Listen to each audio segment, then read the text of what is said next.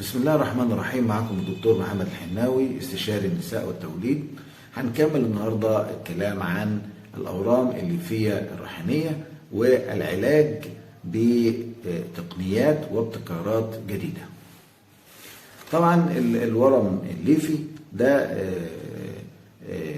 ورم من أكثر الأمراض النسائية شيوعا لدى الفتيات والسيدات في سن الخصوبة والحمل، وهو نمو كروي حميد وغير سرطاني، ويكون الورم إما مفرد أو متعدد، ويكون في منطقة واحدة في الرحم أو عدة مناطق في عضلة الرحم، ويختلف حجمه من أقل من سنتي إلى أنه يمكن أن يملأ تجويف البطن كله، ويصيب النساء بنسبة 30% عند سن 30 و50% عند سن 40 و80% عند سن 50. عندنا الطرق، طبعا احنا بنستخدم الطرق الجراحية عامة لو الأعراض شديدة أو الورم نفسه كبير أو فشل العلاج الدوائي، وبرضه بتبقى السيدة عايزة تحمل بعد كده ومش عايزة تشيل الرحم. ففي إجراء غير جراحي، يعني إجراءات غير جراحية. أول طريقة عندنا إن احنا بنوجه موجات فوق صوتية مركزة موجهة خلال تصوير بالرنين المغناطيسي. انت بتخش جهاز الرنين المغناطيسي وبتعرف مكان الورم الجهاز، وبنسلط عليه موجات صوتية مركزة، فبتخش تسخن مناطق منه وبيحصل له ان هو تحلل وبيقل حجمه. الطريقة الثانية اللي هو غلق مؤقت للشريان الرحمي عن طريق المهبل.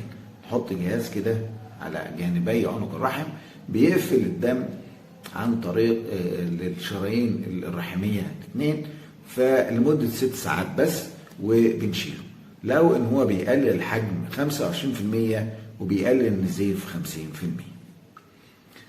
الطرق الثانية بقى اللي هي جراحة طفيفة التوغل، يعني جراحة بسيطة اللي هي اصمام الشريان الرحمي. ان احنا بنفتح فتحه كام ملي كده في الشريان الفخذ او شريان العضد، وبندخل قسطره. القسطره دي بتمشي مع جهاز الاشعه لحد ما توصل للشريان اللي بيغذي الورم الليفي نفسه، وبنحقن ماده بتسد هذا الشريان. طبعا لما نسد الدم عليه بيموت وبيتقلص حجمه. الطريقة الثالثة هو تدمير الورم الليفي، أو بيسموها الاستئصال الجراحي باستخدام يا ترددات راديوية، يا راديو فريكونسي، يا ليزر، يا تيار كهربائي، يا ممكن ده كله بالتسخين. ممكن طريقة تانية بالتتليج، بنعرض الموضوع لدرجة حرارة أقل تحت 90 درجة تحت الصفر. هنعملها ازاي؟ أول طريقة إن احنا بنعمل منظار بطن، وبعدين بندخل إبر رفيعة في الورم نفسه، وبعدين بنوصلها بقى بالتيار الكهربائي أو بالليزر أو بالترددات الراديوية.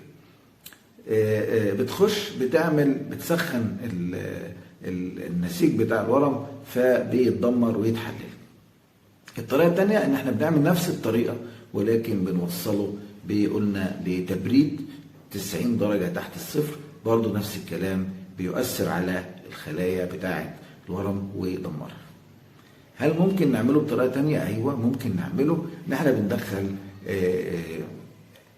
فحص مهبلي بالسونار، بندخل جهاز أشعة السونار وراكب عليه جهاز بيوصل الورم الليفي برضه، بيوصل إليه، بيحط فيه إبر رفيعة وبيوصل له برضه الترددات الراديوية أو الليزر أو التيار الكهربائي أو التيار اللي قلنا عليه تبريد 90 تحت الصفر. طبعا الطرق دي قلنا بتعتمد على السيدة مش عايزة تشيل الرحم أو صغيرة، فبنعمل هذه الطرق الجديدة. وشكرا.